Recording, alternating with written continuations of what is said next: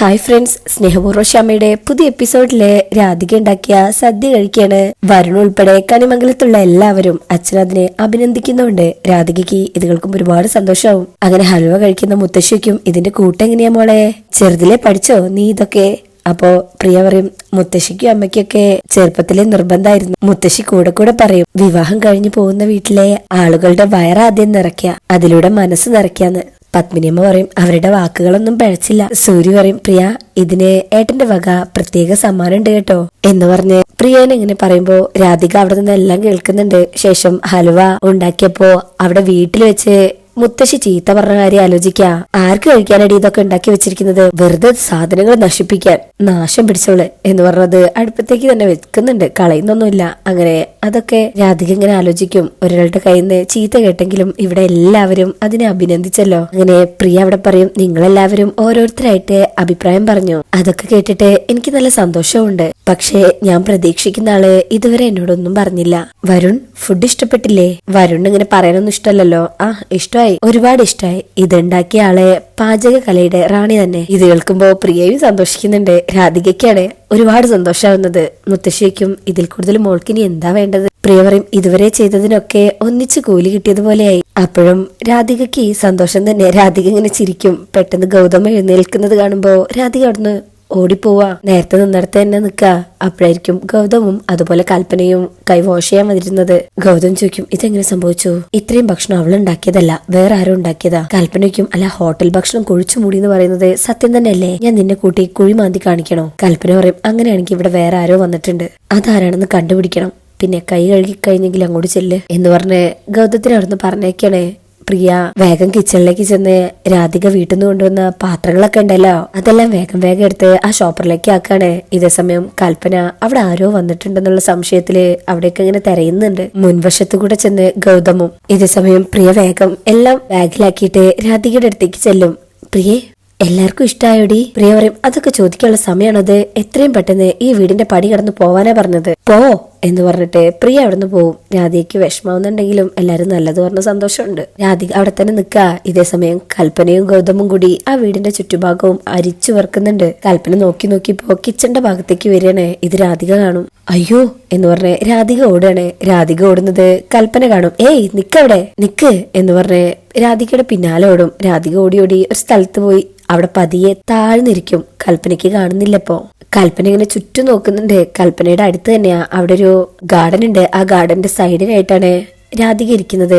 ഇതേസമയം കൽപ്പന ഇങ്ങനെ തെരയുന്നത് കണ്ടുകൊണ്ട് ഉർവശി അങ്ങോട്ട് വരിക. ആരെങ്കിലും കണ്ടോ? ഇല്ല ചെറിയമ്മേ. ഏതായാലും അവളെ സമ്മതിക്കണം. ഹോട്ടൽ ഭക്ഷണം നമ്മൾ മുടക്കിയിട്ടും കൃത്യസമയത്ത് തന്നെ അവള് ഭക്ഷണം വിളമ്പിയില്ലേ? സൂക്ഷിക്കണം കൽപ്പനെ. കൽപ്പന പറയും, എന്തായാലും വീടിന് പുറത്ത് ആരുമില്ല, ഇനി അകത്താരെങ്കിലും ഉണ്ടോ നോക്കാം. ചെറിയമ്മ വാ എന്ന് പറഞ്ഞ് അവരകത്തേക്ക് പോവാ. ഇതൊക്കെ രാധിക കാണുന്നുണ്ട്. അങ്ങനെ അവര് പോയി കഴിഞ്ഞാല് രാധിക അവിടുന്ന് എഴുന്നേറ്റ് വന്ന് നോക്കാണ് അവരകത്തേക്ക് പോയോന്ന്. ശേഷം പുറത്തേക്ക് പോവാനായി തുടങ്ങുക. അങ്ങനെ ഉമ്മറത്തെത്തുമ്പോണ്ടാവും അവിടെ ഗൗതം. രാധിക അവിടെ നിന്ന് പോരാൻ ശ്രമിക്കുന്നുണ്ടെങ്കിലും ഗൗതം ആണെങ്കിൽ മുന്നൊന്നും മാറുന്നേ ഇല്ല. അവിടെയൊക്കെ ഭയങ്കര തെരച്ചില്. രാധികനെ കണ്ടില്ല എന്നുള്ള വട്ടിലാ. രാധിക അവിടെ മുകളിലേക്കൊക്കെ സ്റ്റെയർ ഉണ്ട് ആ വീടിന്, അതിന്റെ സൈഡിലായിട്ട് ഇങ്ങനെ മറിഞ്ഞു നിൽക്കാണ്. ശേഷം ഗൗതം അകത്തേക്ക് പോകും.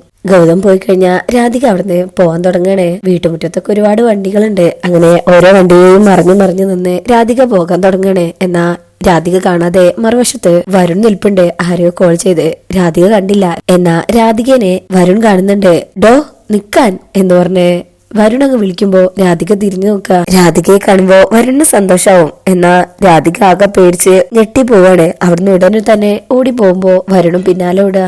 എടോ നിക്ക് എന്ന് പറഞ്ഞ് വരുൺ രാധികയുടെ പിന്നാലെ തന്നെ ഓടുകയാണ്. അങ്ങനെ അവിടെയാണെങ്കിൽ ആ വഴി ഒരുപാട് വളവൊക്കെ ഉണ്ട്. അങ്ങനെ വരുണ ഓടി എത്തുമ്പോഴേക്കും രാധിക അവിടെ കുറച്ച് വിറക് വെച്ചിട്ടുണ്ട്, അതിന്റെ മറവിൽ നിൽക്കുക. ശേഷം അവിടുന്ന് മാറി അപ്പുറത്തൊരു സ്ഥലത്ത് പോയി നിൽക്കും. ഇതൊന്നും വരുൺ കാണുന്നില്ല. എന്നാൽ രാധിക വരുൺ തന്നെ തെരയുന്നത് കാരണം അടുത്തേക്ക് ചെല്ലുന്നില്ല. അങ്ങനെ വരുൺ വിചാരിക്കും, കാണുന്നത് പോലും ഭയമാണെങ്കിൽ പിന്നെ എന്തിനായിരിക്കും വീട്ടിലേക്ക് വന്നത്? എത്ര ഒഴിഞ്ഞു മാറിയാലും ഒരു കാര്യം സത്യമാണ്, ഞാൻ ഇഷ്ടപ്പെടുന്നവൾ തന്നെ എന്നെ ഇഷ്ടപ്പെടുന്നുണ്ട്. Thank God. എന്റെ പിറന്നാൾ ദിവസം ഞാൻ പോലും അറിയാതെ വന്നല്ലോ. ഇതിനും വലിയ ആശംസ എനിക്ക് കിട്ടാനില്ല എന്ന് പറഞ്ഞതിന് ശേഷം വരുൺ അവിടുന്ന് പോവാണ്. ഇതൊക്കെ രാധിക കാണുന്നുണ്ട്. അങ്ങനെ വരുൺ പോയതിനു ശേഷമാണ് രാധിക ആ കല്ലിന്റെ കിടയിൽ നിന്ന് വരുന്നത്. ആകെ ക്ഷീണിച്ചു പോയി. അങ്ങനെ അവിടുന്ന് ഓടി രക്ഷപ്പെടാണ്. ഇനിയും വരുമെന്നുള്ള പേടി രാധയ്ക്കുണ്ട്. വേഗത്തിൽ ഇങ്ങനെ തിരിഞ്ഞു നോക്കി നടക്കുക. അങ്ങനെ തിരിഞ്ഞു നോക്കി നടന്ന് പെട്ടെന്നൊരു കാറിന്റെ മുന്നിലാ വന്ന് നിൽക്കുന്നത്. രാധിക പേടിച്ചോ. സോറി എന്ന് പറഞ്ഞിങ്ങനെ തിരിഞ്ഞു നോക്കാണ്. അപ്പൊ കാറിന്ന് ഇറങ്ങുന്നത് ജീവയാണ്. ജീവ രാധികയെ കാണുമ്പോ ചുറ്റിലും നോക്കാണ്. രാധിക പേടിച്ചു വരുന്ന പോലെ തോന്നും. എന്തു പറ്റിയടോ? എന്തു പറ്റി? താൻ ആരെ പേടിച്ചാ ഓടി വരുന്നേ? രാധിക ഒന്നുമില്ല.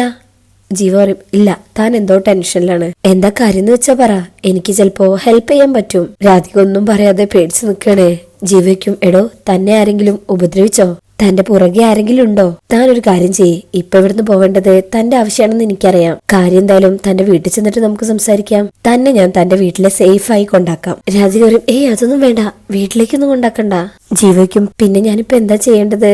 രാധിക പറയും എന്നോട് കാരണമൊന്നും ചോദിക്കരുത്. എന്നെ അന്ന് ഷൂട്ട് നടന്ന അമ്പലല്ലേ, അവിടെ വരെ ആക്കി തരുമോ? ജീവയ്ക്ക് സന്തോഷവും. അത്രയുള്ള കാര്യം, താൻ വണ്ടിയിൽ കയറ് എന്ന് പറയുമ്പോ രാധിക വേഗം കയറുന്നുണ്ട്. രാധികയ്ക്ക് ഇപ്പൊ എങ്ങനെങ്കിലും അവിടെ നിന്ന് പോയി കിട്ടിയാൽ മതി എന്നൊരു ചിന്ത മാത്രമേ ഉള്ളൂ. പേടിച്ചോണ്ടിങ്ങനെ വരുൺ വരുന്നത് നോക്കുന്നുണ്ട്.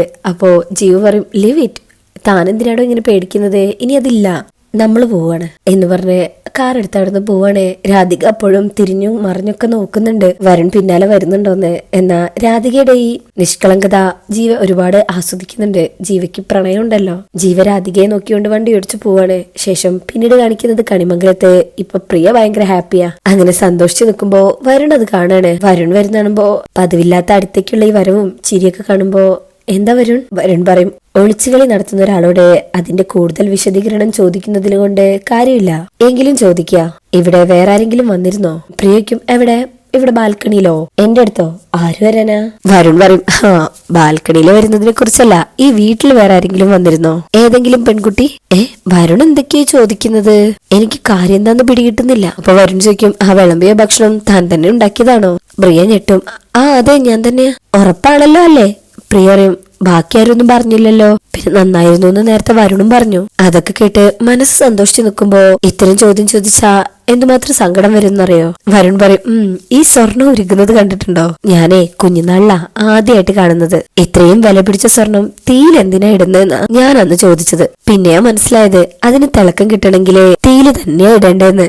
അങ്ങനെ അതുപോലെയാണ് ഇപ്പോ ഞാൻ അന്വേഷിക്കുന്ന സത്യവും. പലരെയും തീയിൽ നിർത്തി പൊള്ളിച്ചിട്ടേ എനിക്കത് കണ്ടെത്താൻ കഴിയൂ. അപ്പൊ പ്രിയ പറയും ഇങ്ങനെയായിരുന്നെങ്കിലേ ഭക്ഷണത്തെ കുറിച്ച് വരുൺ നല്ലത് പറയണ്ടായിരുന്നു, എന്നെ സന്തോഷിപ്പിക്കണ്ടായിരുന്നു.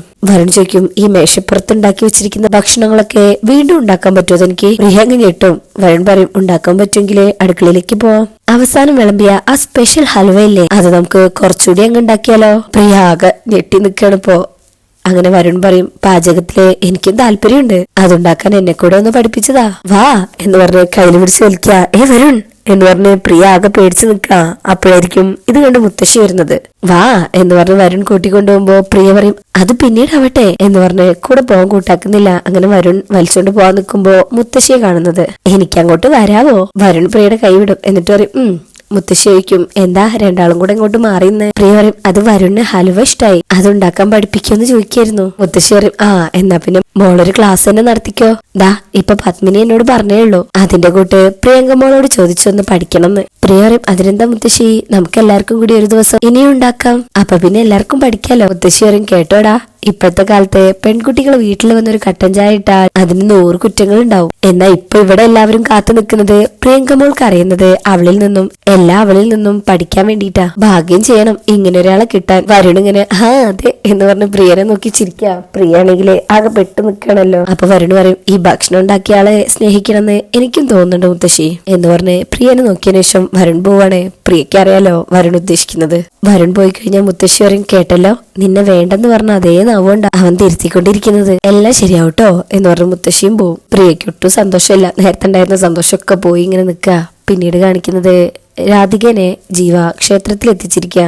താങ്ക് യു, ഞാൻ പോവാ എന്ന് പറഞ്ഞ് രാധിക പോകാൻ തുടങ്ങുമ്പോ ജീവ പറയും രാധികെ കഴിഞ്ഞ ദിവസം ഞാൻ തന്നോടൊരു കാര്യം പറഞ്ഞിരുന്നു, അന്ന് അതിന്റെ മറുപടി ചോദിക്കാനും അറിയാനും സമയം കിട്ടിയില്ല.